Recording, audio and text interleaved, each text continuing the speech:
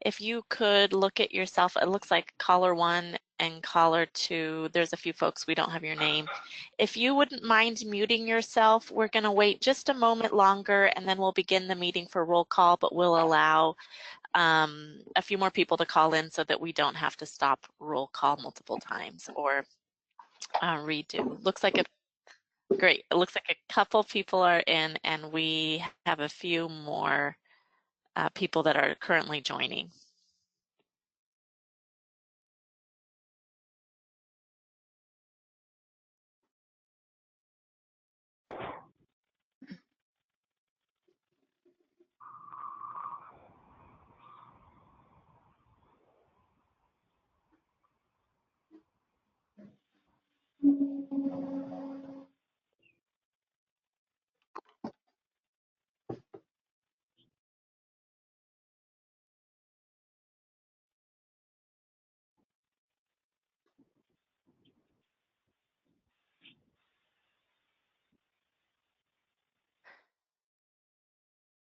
All right. Good morning, everyone.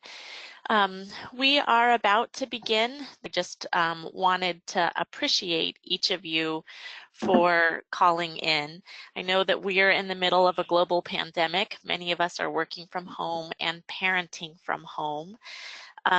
We are experiencing some shortfalls in the government, which we will be talking about, but this is certainly an interesting time to be looking at state policy. And in addition, of course, are the deaths of Ahmaud Arbery and George Floyd and Breonna Taylor that have really sparked our country into action and to socially and professionally. And I just wanted to take a moment, IDC, and help fund supportive of young people. So I'm pleased see you in person, and because we can't, thanks for the flexibility to be able to call online.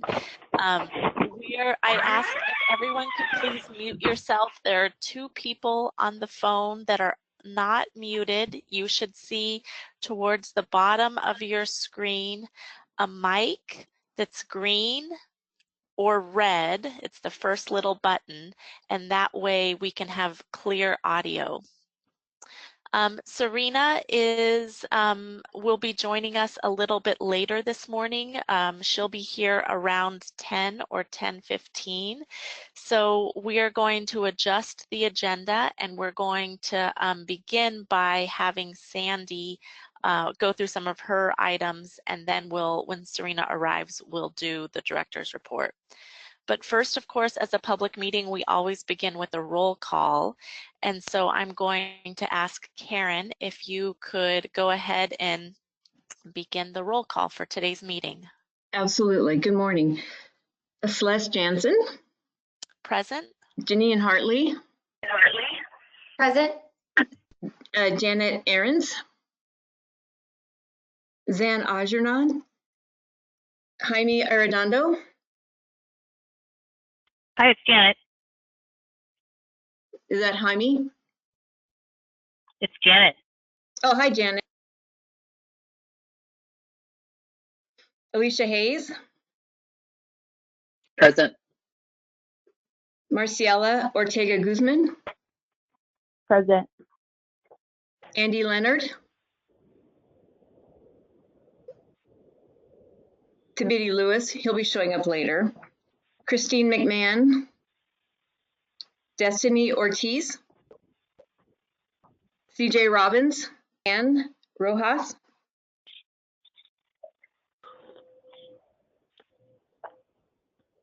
Karen Spencer. John Teague. Elizabeth Thorne. Present. Koi Vu. Sam Coe. Sam is here. And Nakia Daniels. Karen, you forgot Pamela Abernathy. Oh. And is there anyone who didn't say that they're present when Karen ran through and did roll call? Was everyone able to acknowledge that the fact that they're here? Kelly Iris with the Pathfinder Network.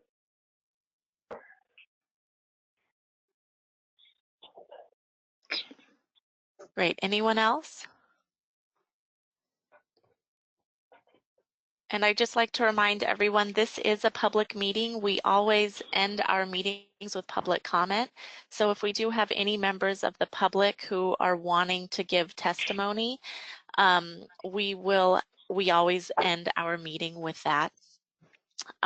Okay, thank you all. Without further ado, we have several people who have not muted themselves. If you could please mute yourself. If you look at your screen and you see that there is a green circle, that would be great. And then, and I'd like to end a value statement for the YDC. Good morning, everybody. I'm the committee of the YDC, which consisted of Janet, Zan, Alicia, Jeff, Koivu, and Marisela, to draft the Council Policy and Procedures Manual. This is based on the state board's manual that they had. We're trying to be consistent and aligned, and so that was kind of the blueprint that I used, and then I geared it specifically to our council and what it is that we do.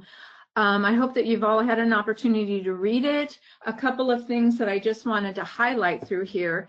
As you go through the manual, for instance, I cited where that came anyway, that can automatically go in and change the language. The language in here is current, based on, I did pull in the new language for the re-engagement work that we received as well. And so everything through the last legislative session has been incorporated in here. So after every session, for sure, then we will need to go in and update this. Also, any rules that we end up doing that impact the council going forward, will be added in here too. So this will be a live document that will hopefully continue to update. So I guess it is kind of a long document, and instead of me going through it, I just was this, and then we can address those.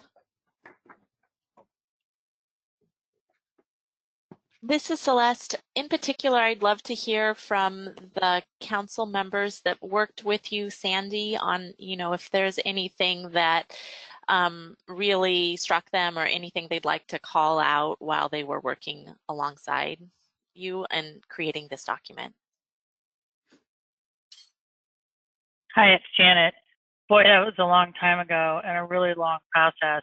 But one of the key elements here, and it's super simple, but really, really appreciating the work that Sandy did on the front end of this. She was really the driver. The rest of us were just sort of figureheads. But having in bold those elements and phrases and sentences and the text that's in here, so that we know exactly, what was either crafted narrative or actual statutory language, made an enormous difference in our process of discussing what should be in the policy manual, because that told us right away what we had to do as opposed to what we might like to do. So I'm really appreciative of, even though it seems very simple, it was a game changer in terms of how we addressed that document. Thank you, Janet. That makes a lot of sense. I can clearly see how helpful that would be, and thank you for calling that out. Anyone else? Zana Ojiro here. I too would like to thank Sandy. She did a fantastic job. We started out with a very unwieldy document, and I think it's been further streamlined from what it was initially, and much more tailored to the Youth Development Council. It makes sense. So thank you.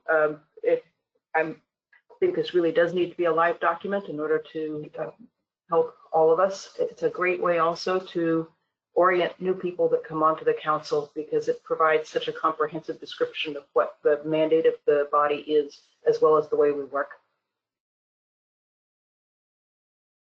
Thank you, Zan. And I just want to remind everyone that, of course, you have this in your email and you received it prior. So if you haven't had a chance to just sit down and read through all of it, you certainly have that opportunity going forward as well. Any questions or any comments from any other council members, either those of you who worked with Sandy on this or anyone else that has any additional comments?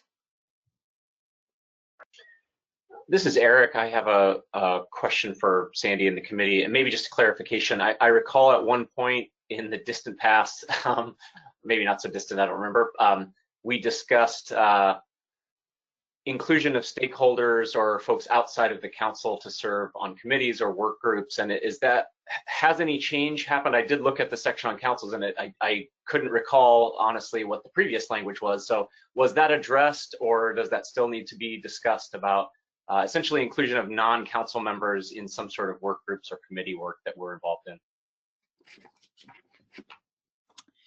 in? You know, Eric, I unfortunately don't have all my background material with me, you know, working remotely. And I do recall that, and I know we had that discussion and I apologize, I can't remember, but let me follow up on that because I know that was brought up several times. In fact, I think in our January planning meeting that we had, we talked about that too. So let me follow up on that, Eric. Yeah, I appreciate that, Sandy. I didn't mean to put you on the spot. I would say I'm seeing the committees section, which is basically page 8 under committees. It would appear that there is a provision, you know, for stakeholders, you know, which may include community members to kind of determine the difference between a work group and a committee. But I guess my question more is that new language, or has that already been in place allowable? And then I think Assumption was it talked group definition of, as we have new council members come in, I think it'll be a great guiding document. So thank you all.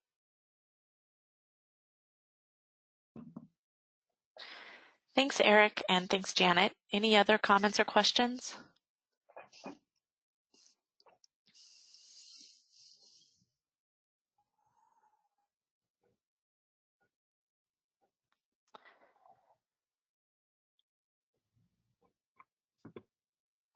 All right, since it seems like there is not any comments, Sandy, I'm assuming that you need this policy manual to be formally adopted by the council through a vote? Yes. Okay. With that in mind, to adopt the to adopt the right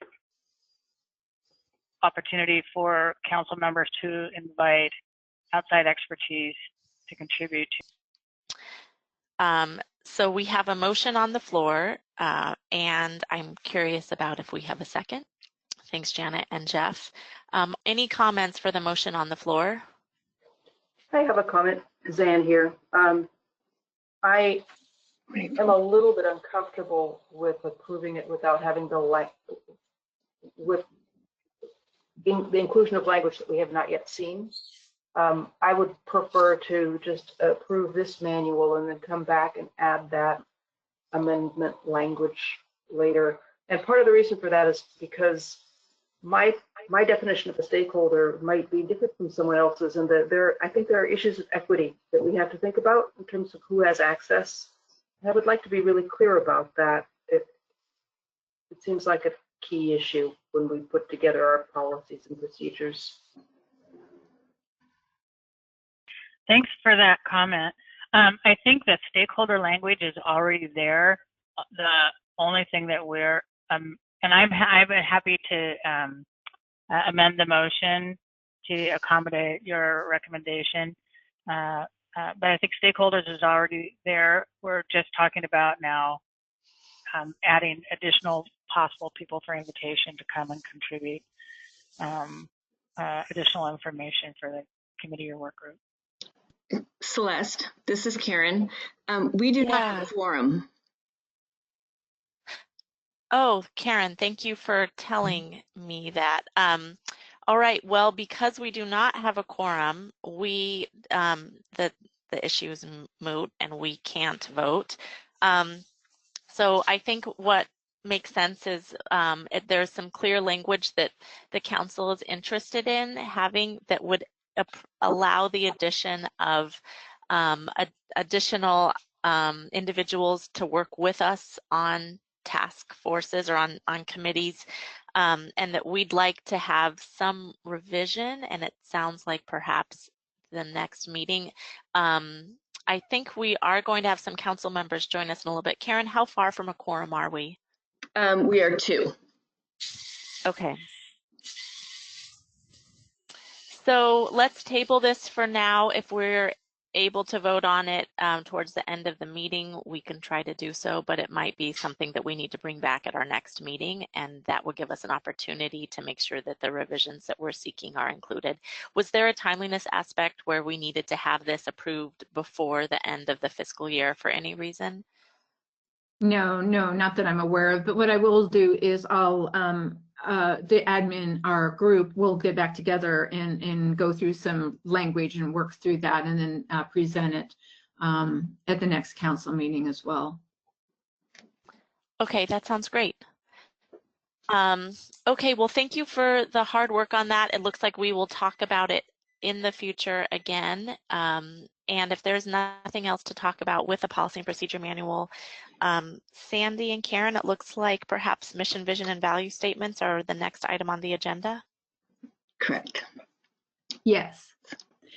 So we have had a group, our strategic planning group, which consists of quite a few of the council members: Karen, Spencer, Janine, Alicia, Celeste, Beatty, Jaime, Eric, Janet, John, and Diana, and have in our policy and procedures manual. Once we will as well be included in the policy and procedures manual.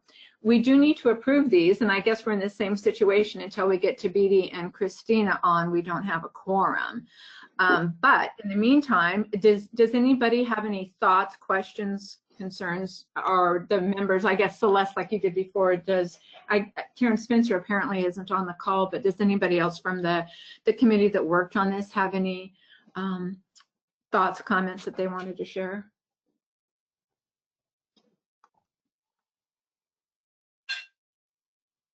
Hey, this is Jeff Parker. Just a real quick question, and I'm just curious on some of the language. I appreciate this document; it's great. On the we believe statements, I'm just curious on why in the first bullet point we talk about equitable access, and on the second bullet point we say equal opportunity, because those are really different, and I'm just wondering what the thinking is behind them. Not that I disagree with it. I'm just wondering what the philosophical footing was.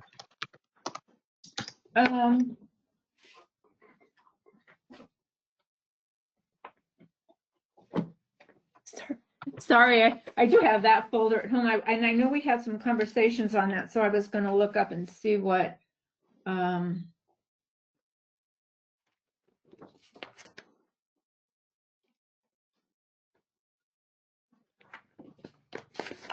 that was.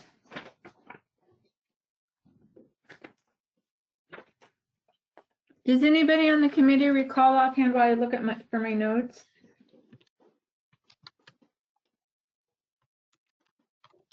Sadly, I don't. This is Janet. I remember having lots of conversation about this. I don't remember what the distinction was intended to be. I remember it being a brilliant conversation. I apologize. I don't have my notes either. But and I'm thinking Serena had distinguished the difference between those as well. I'm sorry. I'm really present these and I don't have all the information. I really apologize. This is Eric. I would be able to respond. This is totally from memory. I don't have the notes from that particular meeting in front of me either. But my recollection was originally we had something that was just said. I think access, equal opportunity, inclusivity we added the word equitable, which I think adds, some value there. And then I think I recall a conversation about this very thing. What's the difference? And my recollection was deferring to those who had stronger feelings. And as Alicia said, those people were brilliant and still are. So yes, I can't actually explain the difference between them, but the kind of order of operations, as I recall, was we didn't have the word equitable and felt that was really important. And I think, to your point, Jeff, equitable access and equal opportunity and inclusivity are three different things. And I think the definitions are lost on me from the committee right now. But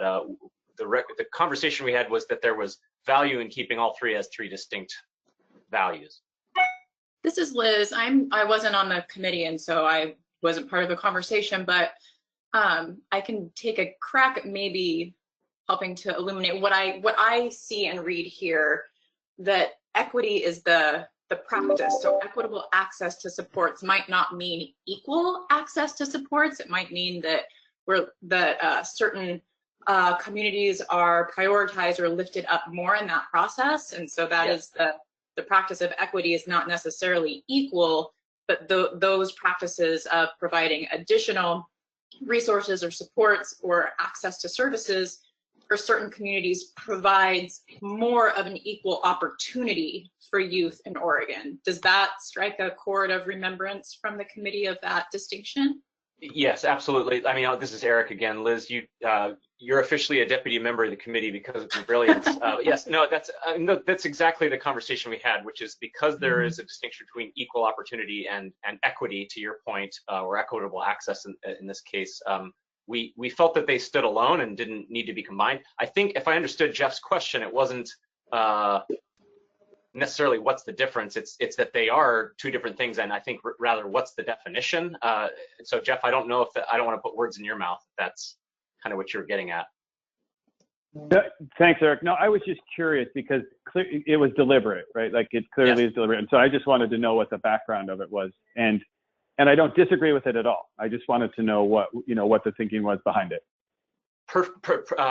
Absolutely, what Liz said about the difference between equity and the fact that may include, in fact, for lack of better terms, disproportionate kind of response based on need, and access to resources. Equal opportunity being, that all have equal opportunity, but the access to our resources and particularly the equitable way in which we approach that, making resources and supports of the council and the division available are going to be potentially not equal in that they will be equitably distributed, if that makes sense. Awesome. Hi, it's Janet. I think these are also transferable to our grantees and the other agencies that we engage with.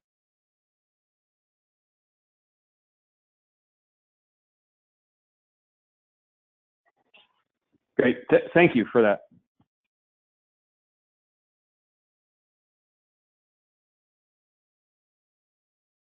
Are there any other questions or comments?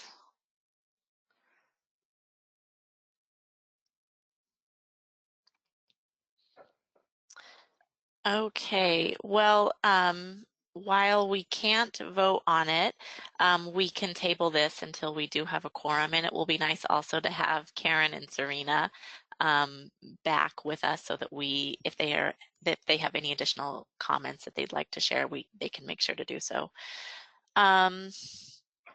Let's take a look at the agenda and talk about what makes sense now, given the time and given that we don't yet have Serena on the call. Cord, for the re-engagement update or the Senate Bill 15 draft rules, would it make sense to do both of those or to do one of those and wait until Serena returns, knowing I don't know what you need a vote for either? We don't need any votes today. I think the best thing would be to do the Senate Bill 15 compliance rules update first, because I can cover that. And then I know that Serena, as part of her director's report, engagement update. Date, step, or the next item on it arrives. Absolutely. Okay, great, wonderful. All right, Cord, go ahead and take it away.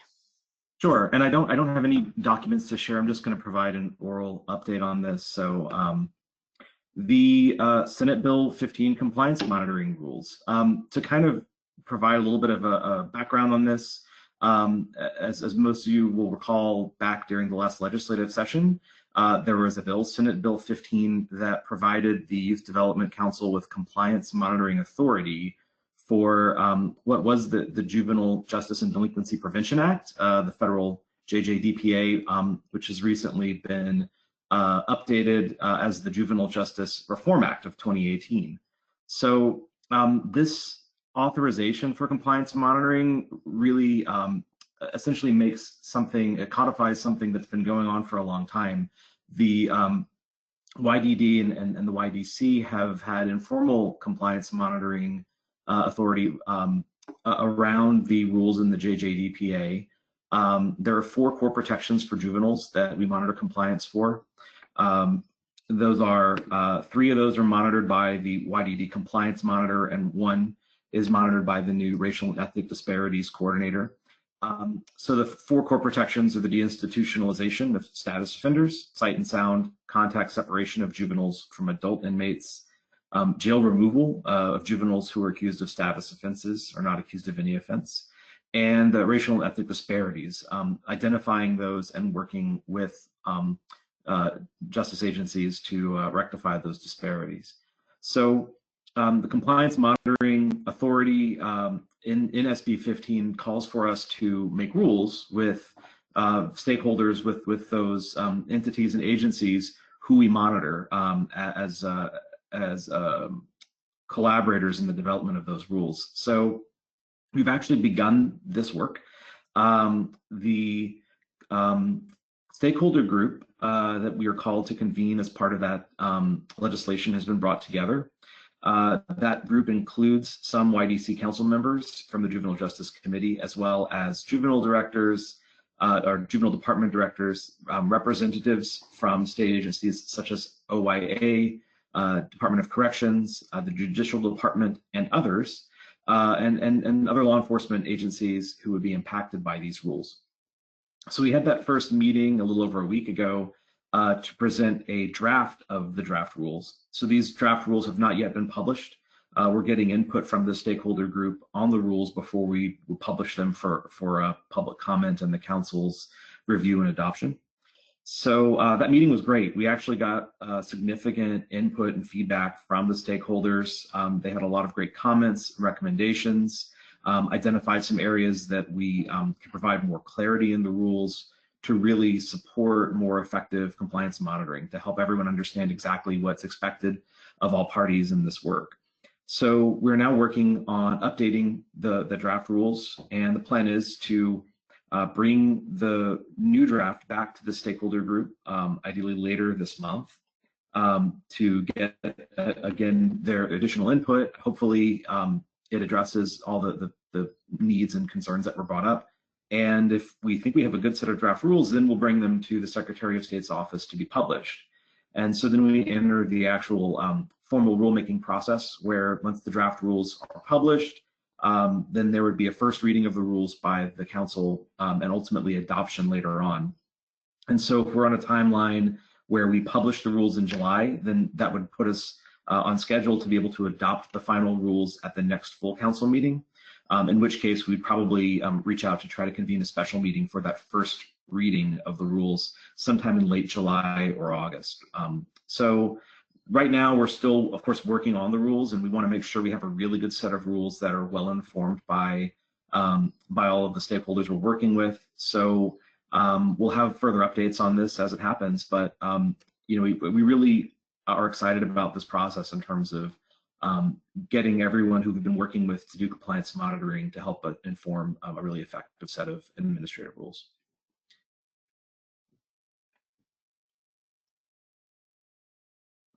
Cord, I appreciate learning about the process this early in and knowing that we'll be engaged in multiple ways going forward. It sounds like you have a group that's giving you a lot of high quality feedback too, to make sure that these compliance monitoring rules are really responsive and really up to date. I assume that we have, and you mentioned we have members of the council that are participating in that. I'd like to invite anybody who is participating, if there's any comments that you want to share or any additional statements to make.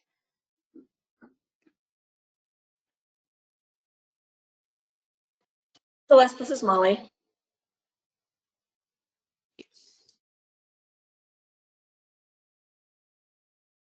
Great, Molly. We'd love to hear your comments. Okay, yeah, so I just really want to thank Cord and the process that Christina and I have participated and really the initial conversation was just a lot of information sharing and OIA, DOC, lots of partners were there. So it was a really inclusive process at the beginning. So it's been going on for a long time. I just appreciate the opportunity to actually now put it into some writing and rule.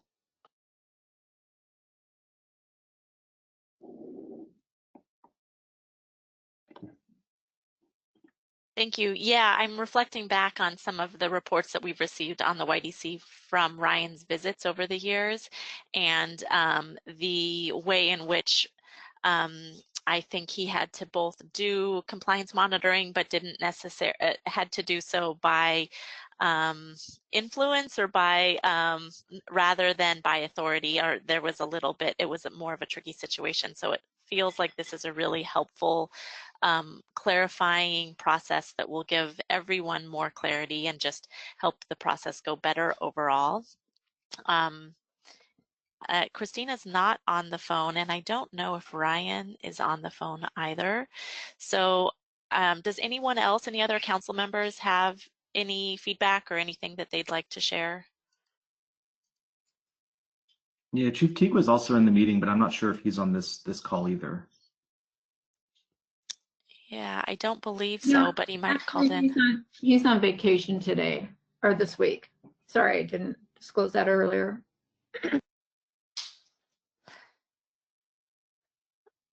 All right, thank you for that update, Cord. So it sounds like we'll have an additional meeting planned in July or August to have the first reading of the rules, and we will look for having this item to the agenda in September.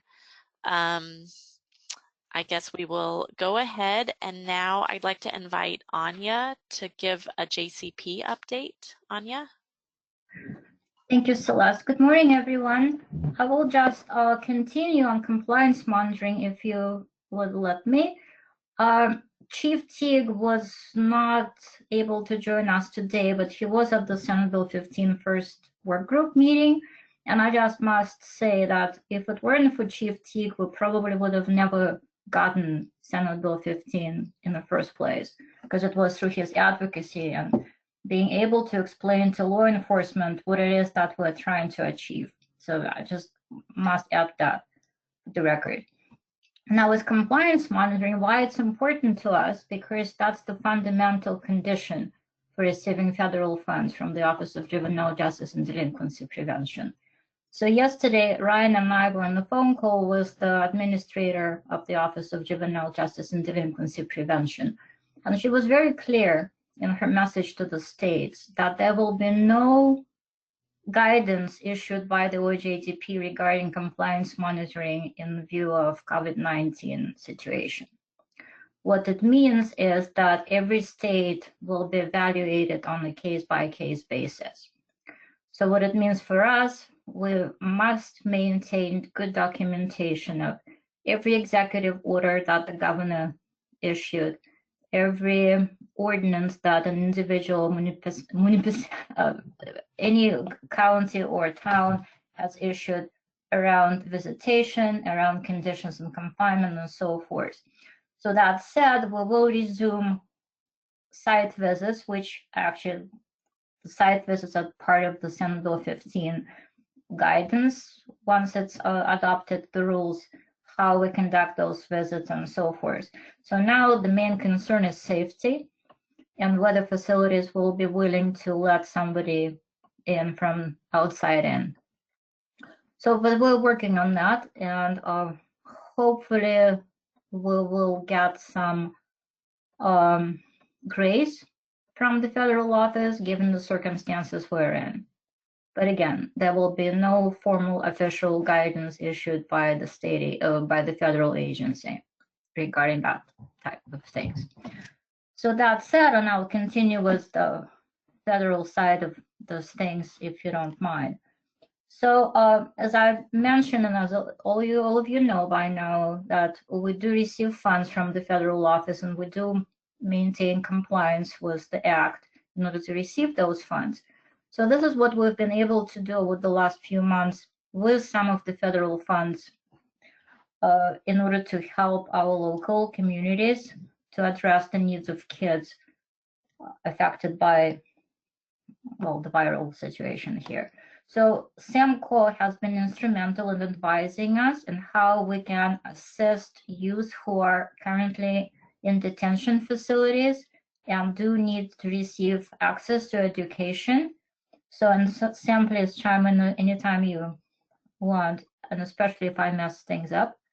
So we've awarded funds to Douglas Education School District, who provides services in Douglas detention facilities, Klamath Falls, and Lincoln.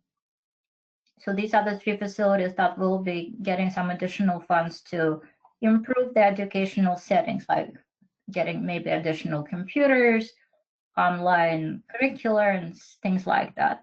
We'll also, Sam, would you like to add something to that? Yes. Could I also add the three sites were selected because those three sites were very small and they normally don't have sufficient money to purchase equipment and computers and so forth. And then this opportunity arose during the Distance for All learning when everything had to shut down. And the three sites that were selected were also tied or adjacent to a shelter program within the same building. So unlike our JDEP funds, where JDEP only has to be used for our JDEP education program, with the flexibility of these funds, it can also be used for the shelter program. So all three sites are not only utilized, the funds won't only be utilized in the detention, but also the shelter programs. Thank you, Sam. Yeah, absolutely. We also got a request for help from Oregon Youth Authority to help with similar situation in their facilities.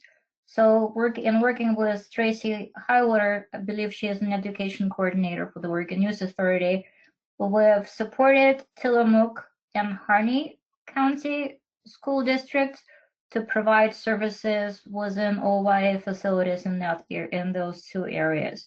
Again, the similar reasoning behind them. They're small, they're underfunded, and what Sam didn't say, and he will probably help me here, but that small school districts get the student count is small, so they don't get as much funding as other larger ones. And that affects the use in education services within facilities as well. Did I mess it up, Sam? Correct. Oh, God, thank you so much. I always get nervous speaking in front of experts. So that's the support we were able to provide to use within facilities. We also extended our diversion program grants to support peer courts with Northwest Family Services. That's the 4 cities court in Gresham area.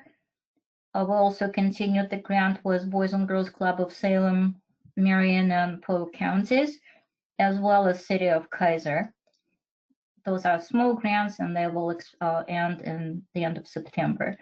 We've also tried to assess the situation and the needs of rural communities, and we relied on the guidance from COJAC, which stands for Central and Eastern Oregon Juvenile Justice Consortium leadership, on what type of supports we could offer, if possible, to our rural communities. And after a couple of conversations, we've received a proposal how these services could be arranged and done and conducted. And we are currently in the process of issuing that award. And Molly, since you are in the leadership of Kojak, would you like to add something to what I just said? Anya, thank you for allowing. Yes, the leadership of Kojak, Baker County and Umatilla County are the kind of the two chairs that are leading this, but appreciated the conversations that Kojak was having prior to what our experience is having out with the COVID-19 and the disparity and the differences between the communities. So it was a great partnership to be able to allow 17 counties to kind of partner together to put a proposal. So appreciated the conversation, and I think the collaboration between the counties was pretty amazing. Thank you, Molly. This almost concludes my federal update, with the exception of two last things. Right now, we would have been in Washington, D.C., but obviously it's not happening, and the Coalition for Juvenile Justice moved their conference from June to November, the week after Thanksgiving, which was a nice, interesting choice of a time. And the Office of Juvenile Justice and Delinquency Prevention announced that they will tentatively hold their mandatory training in October. There will be more to come. Sadly, our Juvenile Directors Association conference was canceled this year. Heartbroken about it, but there'll be always next year, because we've been in support of the conference for a number of years now. And that concludes the federal update. Now I'll give you briefly what's happening with the JCP state funds. Well, I will let Serena do the budget update, but JCP also had several conversations with our JCP lead agencies about how we can support them to their JCP county or tribal plans, how services can be revised and provided given the physical distancing that had to be maintained. So that's been fairly successful, I must say, in majority of the communities. Now, two more things. Detention guidelines have been finally reviewed by the ODE communication team, so they will be posted on our website shortly, and we're also sending them off to publishing and distribution to make some really pretty copies. And once published, they will be shared with, I would think, with everybody on the council as well. And lastly, the MPC research conducted the evaluation of the last biennium services provided by JCP programs. Unfortunately, only those programs who entered the information into JJ's Juvenile Justice Information System were evaluated in the absence of a data manager, which is still under development. Once the evaluation is reviewed by YDD staff, it will be offered for review by the Juvenile Justice Committee, which will meet on August 3rd. And after that, it will come to review by the full council. So that's all I have, and unless you have questions for me, I appreciate your time and your support.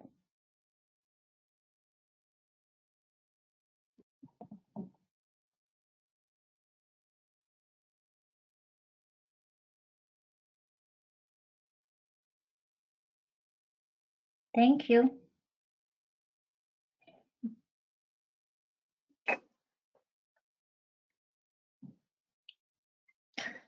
Good morning, everybody. Sorry I'm late.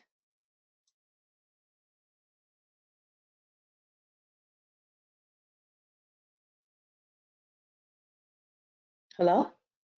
Good morning, Serena. Everyone's on mute, so I thought I'd pop in. Good morning to you. Oh, okay. I was like, what's going on?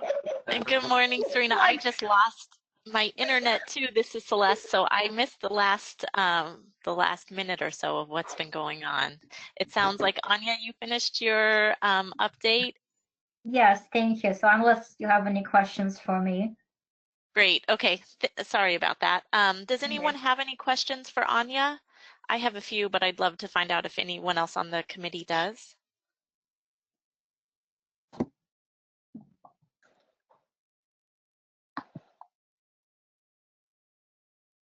Okay.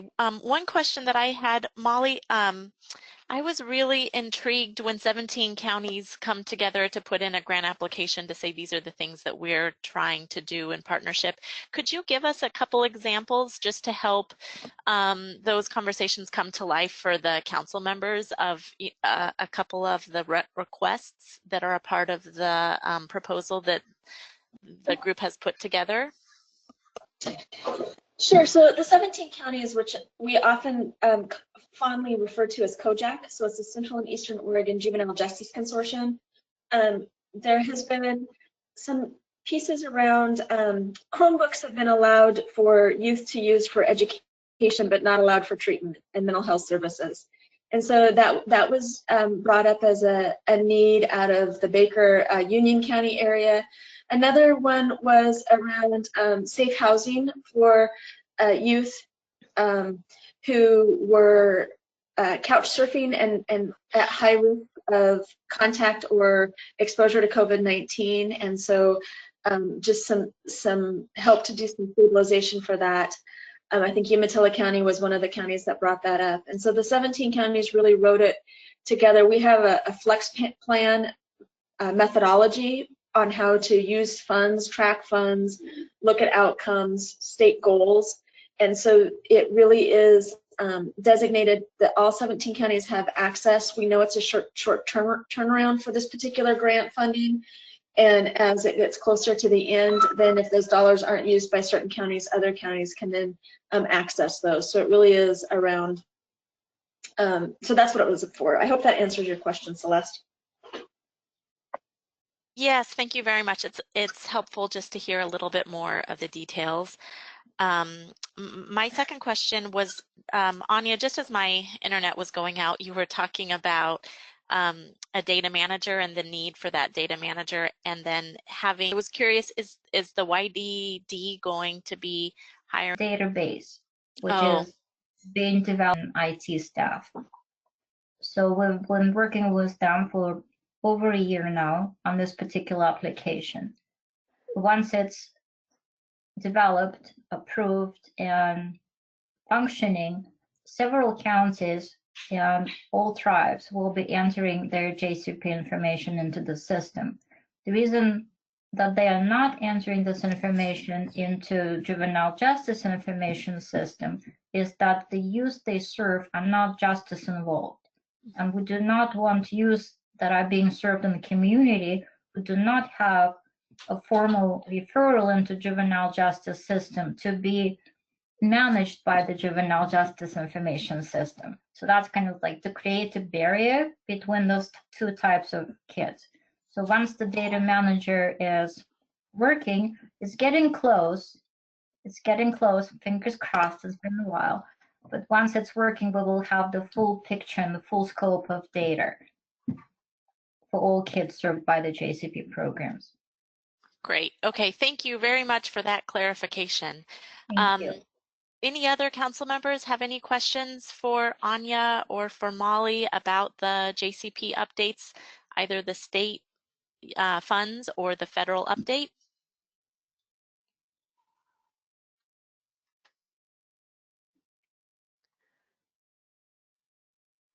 Okay, so Serena, bringing you up to speed on what we've done so far. We've talked about the YDC Policy and Procedures Manual and the Mission, Vision, and Values Statement. However, we've been too short of a quorum, so we weren't able to vote on either. And we have one small change to the Policy and Procedure Manual that we'd love to see, or just one update that we would like to make clear.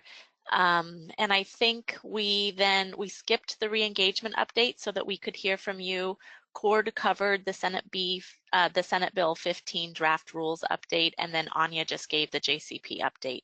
So the last items that we haven't covered are the director's report and the re-engagement update, and then of course public comment. Okay, have you all, did Paul introduce himself? No, not yet. Okay, so we have a new employee. Yeah. We have a new employee, Paul Sell. Is Paul on the call? Yes, I am. I was just getting my mute on my. As you all know, Cord moved to New York, and we won't discuss that anymore. Still harboring feelings. And so we interviewed, and so we brought Paul on as our new re-engagement manager. Cord is still staying on as our special projects manager, as well as transitioning Paul to his new role, as well as transitioning Jared, also training Jared as a grant manager too as well.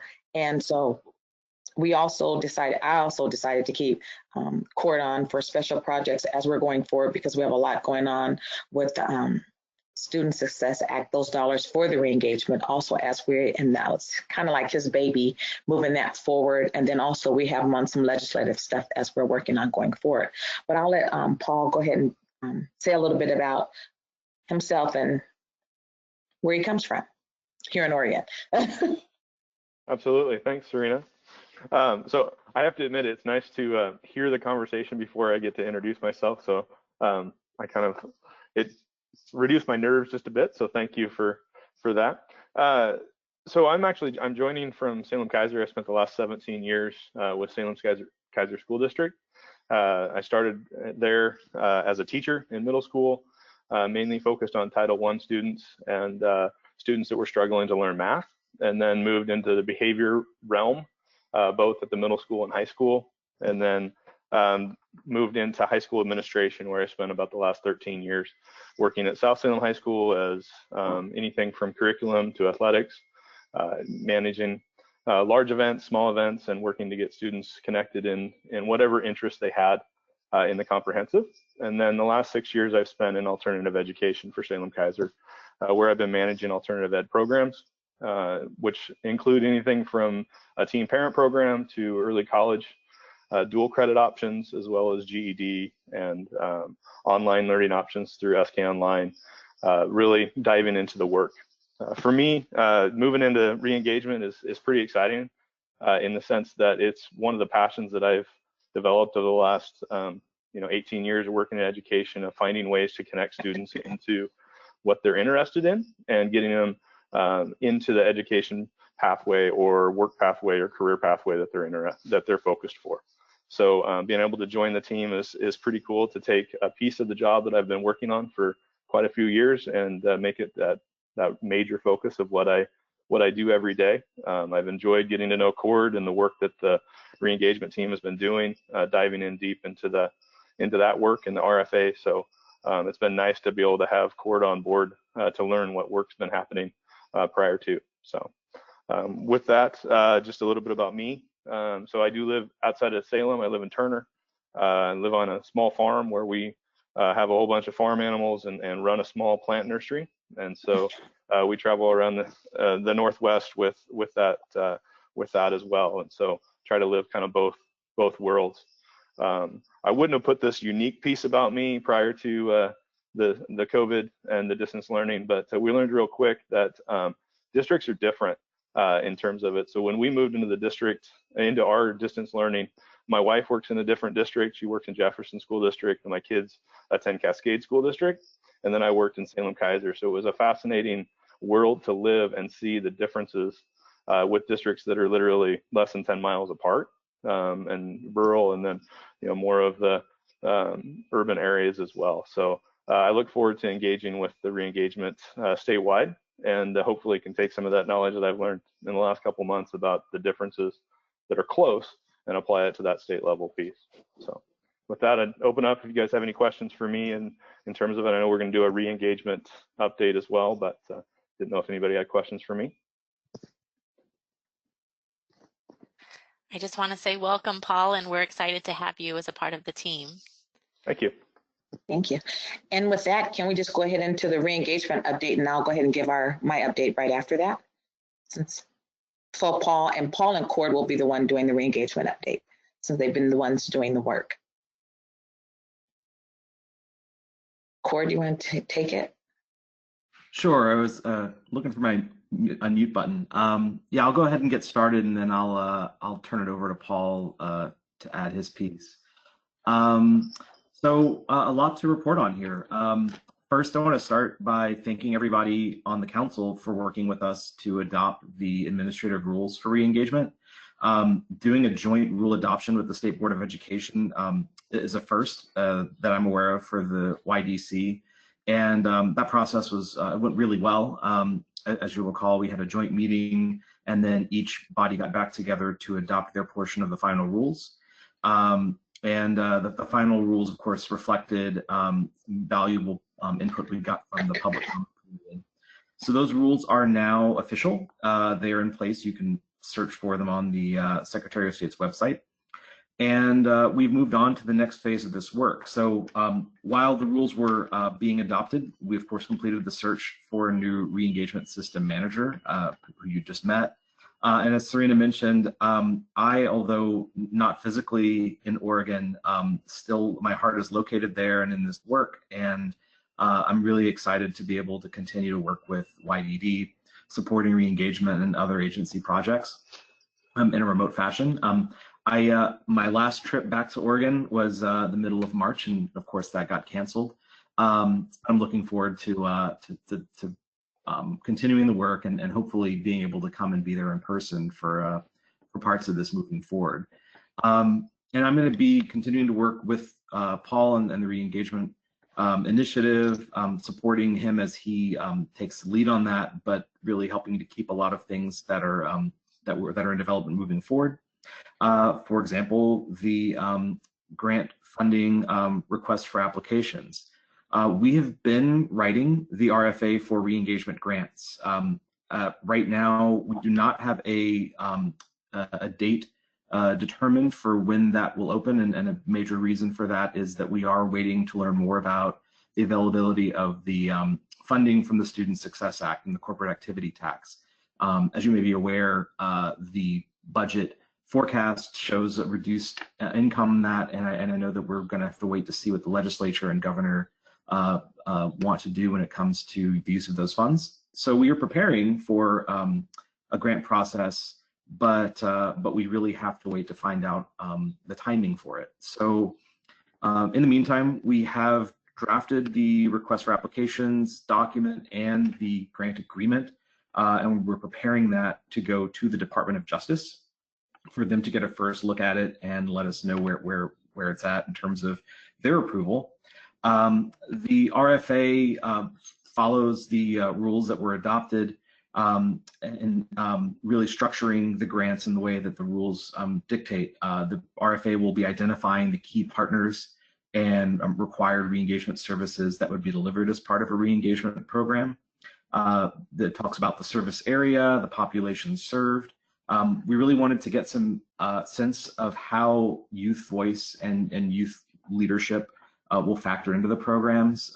That was an important part of the feedback that we got in some of our initial community engagement, was really centering young people in that process, as well as family services, going beyond just serving youth, but really engaging their families as well. And then there's, of course, questions about the governance of that partnership, as well as data and reporting capacity. And so once we have the RFA and grant agreement initially approved by DOJ, then the next steps in that would be to bring information to the council about what we would seek to do. And while that is underway, we have plans for some additional next steps, including additional consultation with a few of the federally recognized tribes here in Oregon and some of the areas that we've prioritized for initial re-engagement work. We're also going to be working on developing the online application portion of that RFA, and we're working with ODE to develop reporting and data collection re-engagement programs. This is actually an exciting new step because historically we've always had our own reporting and collected data from YDD grants, but we've never really been able to work that closely with ODE. And in this situation, because many of the youth who re-engage will be re-engaging in school and there will be ODE student data on those youth, we'd like to find a way to align what we're doing with that data so we can get more insight from them. But we're also planning to collect information about re-engaged youth that the schools do not collect. So we're really going to be looking at things like how a young person came to a re-engagement program, who referred them.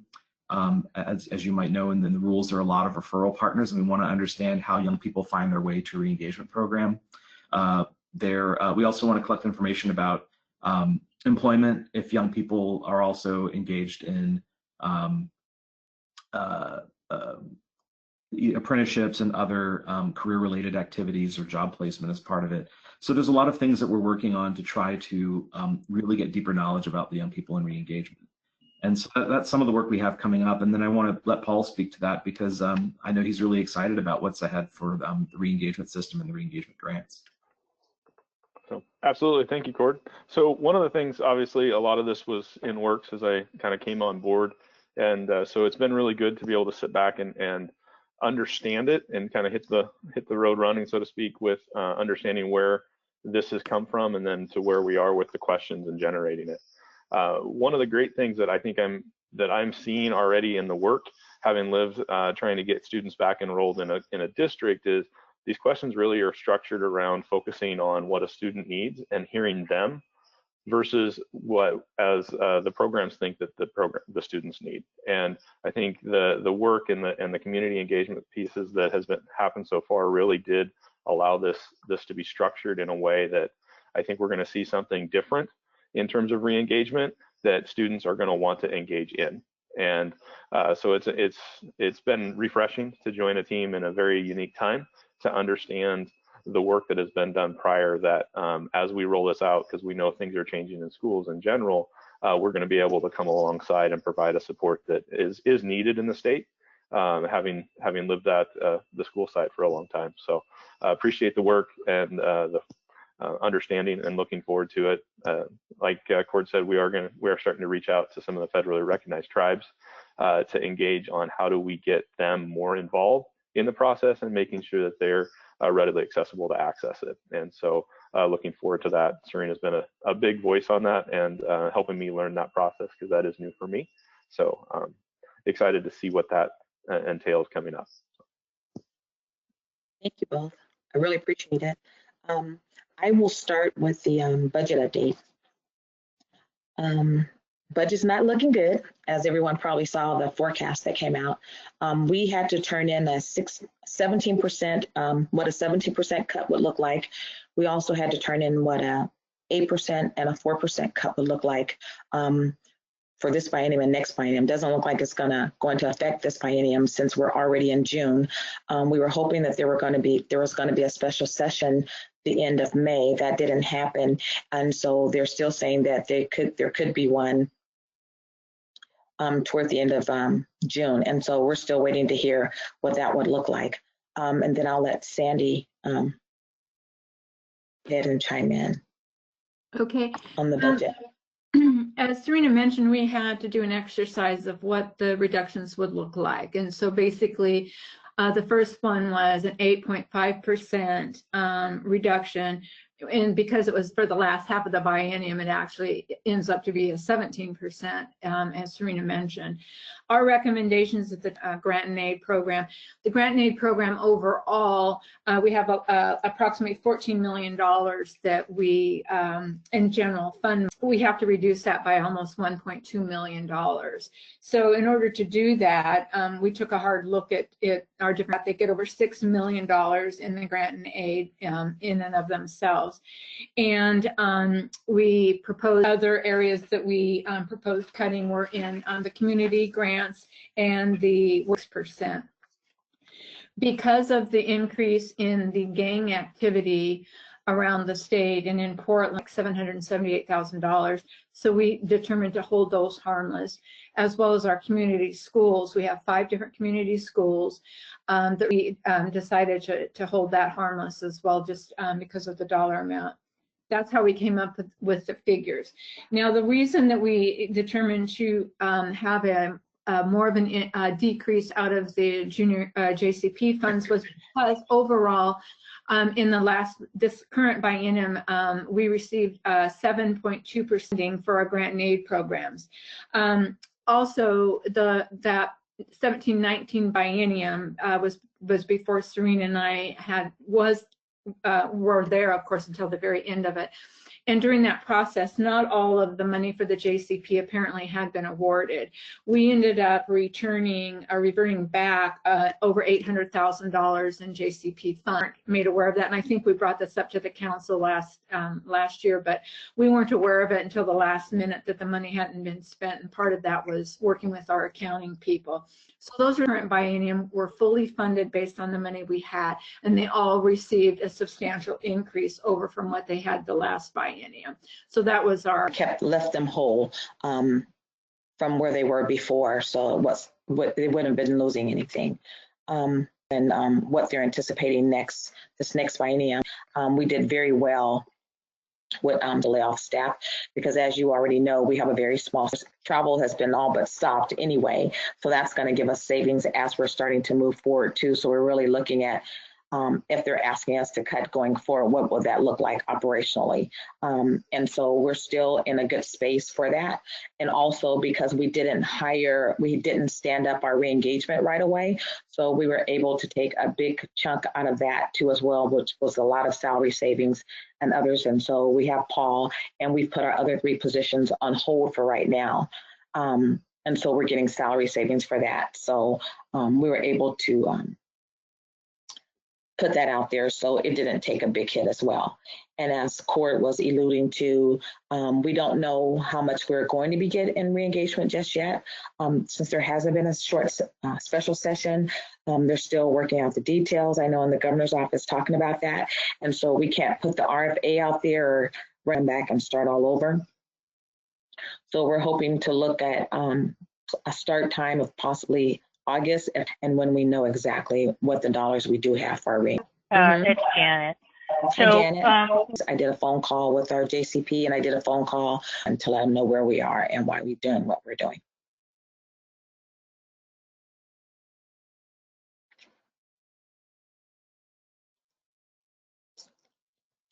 And then on the COVID update. So when COVID, we first left out of our offices March 23rd, a week prior to that, I did a phone call with all our grantees on JCP side, the community investment side, as well as the tribes, to let them know that we're open. We know that work is looking a lot differently and what is expected. And so if there were any changes that they needed to reach out to their grant managers. And they've done a lot of that. People have been able to still spin out their contracts, provide different types of services to folks working from home, helping families and youth with different things that we can do that. And it was okay with procurement to up around the state, but we are still going to be what's been going on so far. The work is still being done, needs to happen as we're in this new normal. And any questions? You guys are quiet today. Yeah. Hey, thank you, Sarah. You're welcome. Compliment to the community organizations that other grant managers, as we get, come with a lot of different solutions. Okay. This is great. You guys are really quiet. I know it's been a rough week, a rough 2 weeks, but we're getting through it.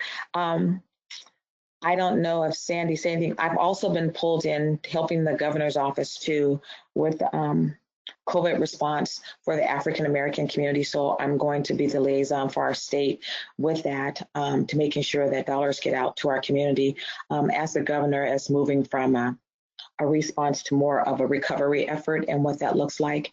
And so I am helping with that as well as doing this work. And so I'm kind of combining the two to see what things are needed and also to BD has been doing with our grantees in the community, even though we know that there has been some gang activity up in the Portland area, a lot of fights and what's going on, too much idle time on there. I can just say for the JCP, it's nice to see them haven't touched on or you think we could be doing. Prior to that, we're on the phone with Michael Schmidt, who's going to be coming in as our new DA, and just letting them know that we're here and we want to continue to be going forward, being a part of the work that's going to be doing, what they're going to be doing and how differently it will look so that we can have a voice and how that's going to be developed. And so we're also looking forward to working closely with them too as well, especially around reengagement. We will, I know I will, and I've offered Paul, if you wanted to, as we're scheduling meetings to drive down to the Coos Bay area hopefully within the next 2 weeks to meet with the tribes personally and face-to-face. They said we can social distance down in the Mill Casino, so that will be interesting. And we're willing to do that so that we can get the re-engagement work done. So we want to make sure that we're ready when we get that okay, that we're ready to go and we can just hit the ground of waiting and doing reactive work. We want to make sure that we're ahead of it and we're doing proactive work going forward. And that's always the best way to do things. And that's all I have. Sandy, oh yeah. And Anya has been elected as the National Oregon very well, and we're very proud of that. Go, Anya. Congratulations. Congratulations, Anya. Christina. Yeah, so we're really excited for her. I think it's a great opportunity, and I'm sure. Appreciate the opportunity. Really, thank you. Christina and Tabidi, thanks for joining us. I'm glad you guys were able to make it. I want to touch on what's been going on with the protests. I don't know if you all talked about this prior to me getting on the phone, and with the rioters and how we're feeling about it. It has been a hard last 2 weeks, but and I got off the phone and I was late getting on the phone because I was meeting with Katie Koba about how do we talk to leaders in state government about what's going on and how do we respond to our employees, which is always a hard question. And then also listening to Oprah Winfrey the last 2 nights as they did, where do we go from here? And the conversations that was being had with several people, which is much like the conversations that we're having here in Oregon. But my response to that is I hope that folks aren't doing anything that's reactive, that's not intentional, and just doing it on the fly, because that does not help with the systemic changes that need to be happening and the reform that needs to happen. I think now is the time for calm and to give people a space to be heard. I think it's also a time for reflection. I think it's also a time for healing. Yes, we need police reform. What does that look like? I think that has to be done in an intentional way so that we don't repeat what's happened in the past. And I feel that when it's done reactionarily, it's not systemic. And I think what people are and what young folks are saying, that we need systemic change that's everlasting. And again, like someone said, this is not our parents, our grandparents, and our great-grandparents' march. This is something that's new. As my daughter told me, this is not a Martin Luther King moment. This is a Malcolm X and a Marcus Garvey moment, is what she's been saying to me, is that people have to do things that take care of themselves and that's for them, and that we don't need someone to continue to ask us questions, because the burden is not on us as Black people, but the burden is on folks to take care of themselves and understand what's going on and do the research to understand the history that Black and African American folks have gone through the 400 years that we were stolen from our land and brought here to a land that was also stolen, that we helped build up. And what does that look like going forward so that we can move forward with reform, with change that's sustainable and lasting. So, and I'll just leave it right there. And we don't need a lot of mansplaining that has been going on, but also we just need to be able to have a path to move forward. And that's my 2 cents, and that's what I've been sharing. Anybody else? Tabidi? No, this is great. You know, I've just been pushing a mantra, which is change begins with your mind, right? So I have a list of books that people need to read, but it also begins with truth and honesty, right? So, you know, it is incumbent upon everyone that's on this call to, you know, people have to be truthful and honest with the fact that, you know, there's an undeniable history of racial oppression that has systemically created inequities that privilege, right, one group over another. That's just a fact, right? So I had a police officer on my campus. I had an interaction where I was talking to one of my students, and he came and cut in between us. And there's a point to this, just you know, if you can bear with me. And then he asked her if she was okay, and then he drove off. And I asked her, "Hey, what did he ask you?" And she said, "Oh, he asked me if I was okay." And you know, as an administrator and a professor on campus, he didn't recognize me. But there's two things that have to happen. One, and I don't know if people who know me or don't, my work and the, you know, where I stand is very much zero tolerance, but also very open, and it's about dialogue and communication, right? So that then when I do that, when the hammer comes down, I don't pull back, and you know. But so I called him, "Hey, come back." And my student who's taking a class with me said, "No, Professor Lewis, it's okay. He just wanted to know if I was okay." And I said, "No." So I asked him, "Look, what did you ask her?" And he said, "Oh, I just asked if you guys were okay. I mean, if she needed anything." And I said, "So," but she said she's okay. And then his next statement was, "Oh, you're just saying that you think I asked her because you're Black. Find out what what is causing this." Now, this is a gentleman who was taking some diversity training courses, and he so in his mind, the fact, all the white people, racism is there historically. History will absolve me. I have been profiled. I will be profiled.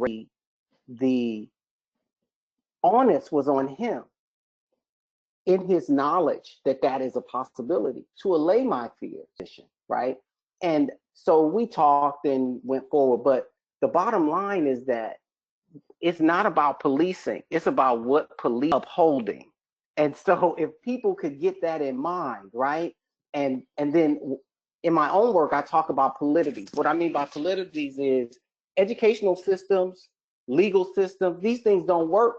That's by design.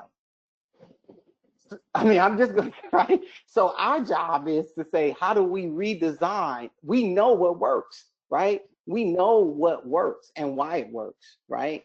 And so those things are set up by design, and the policing is protected so that they could protect the systems, all these different polities that are unequal, right? So the police, the military, if you will, or the muscle is taking the brunt of the larger reality of redlining policies, banks that are in collusion with that, governmental collusion with those policies that impact funding for schools based on property values, lack of efficacy among teachers, students being criminalized that who could be the teachers that never make it to those spaces, you know, inequities in legal systems, right? All, you know, I could go on and on and on.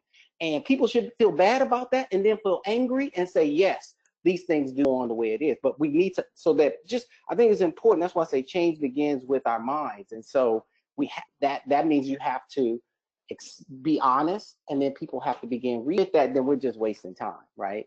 We're just wasting time. Thank you. Thanks. Appreciate it. Does anybody else have anything? Does anyone else have anything they want to offer? Wow, I'm really. There was one other person.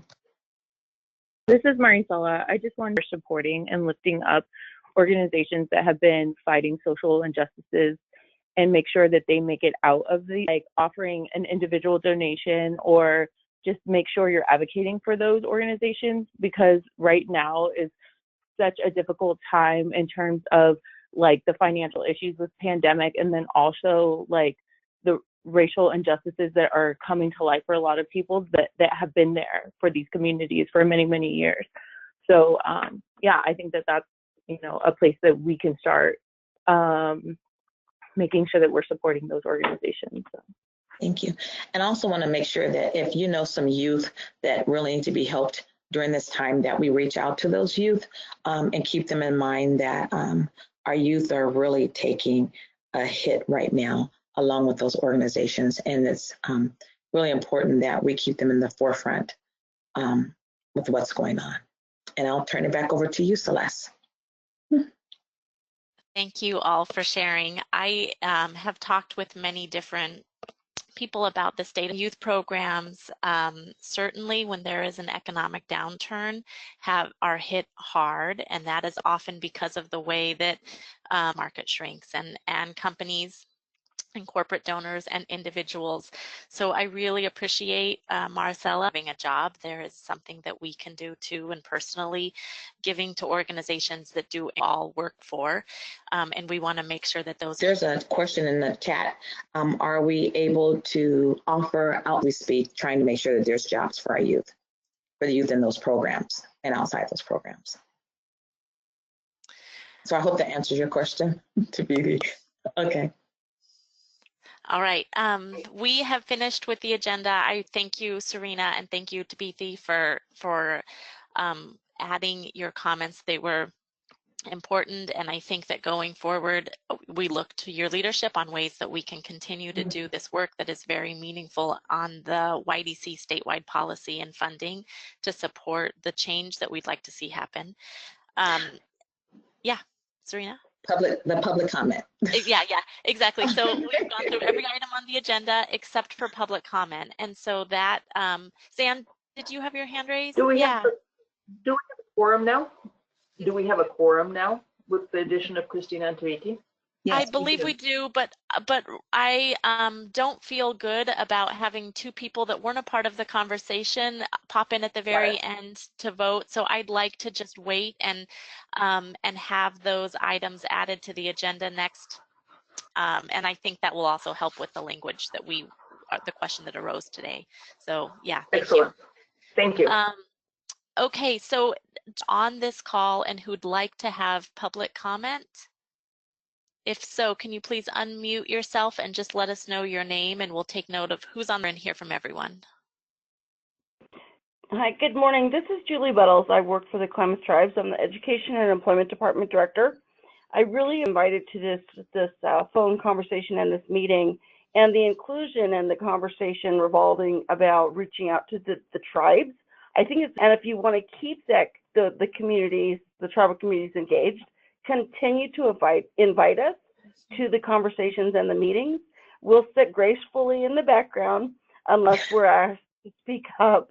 But I think it's really, really important, especially when you're talking about draft rules such as Senate Bill 15 and the policy updates.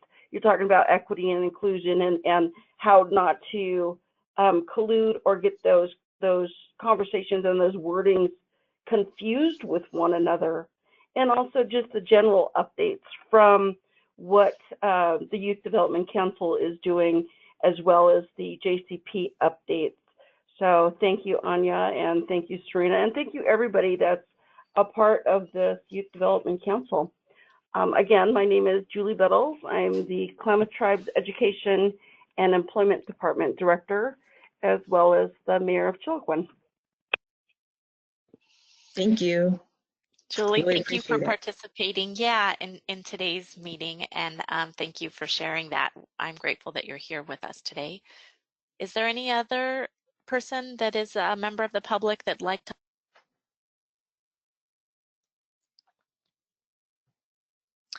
Okay, it looks like we've now finished the agenda for the June meeting of the YDC, and we anticipate, as Cord mentioned, that prior to the September meeting, there will be another opportunity to come together to hear some rules that need to be read, and we will then schedule something in late July or early August, so the YDD team will reach out for scheduling. Thank you all again for bringing your passion and your insight to today's meeting and volunteering to help focus on youth policy. And I look forward to a bright future with lots of change. So again, thank you all, and we'll be in touch. The YDD staff will be in touch on next steps for scheduling an upcoming meeting. Thank you. Thanks, Thanks, everybody. everyone. Bye, everybody. Thanks, everybody. Be safe. Bye. Stay well. Stay well. Bye,